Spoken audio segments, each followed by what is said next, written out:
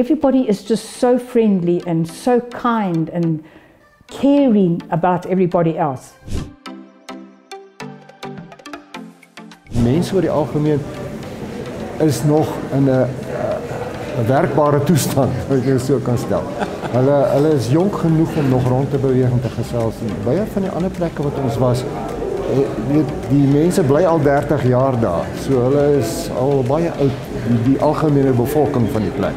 En intussen, ja, ek dink ons het meer vriende hier gemaak in die 8 maande wat ons hier is as in ons hele lewe voorheen.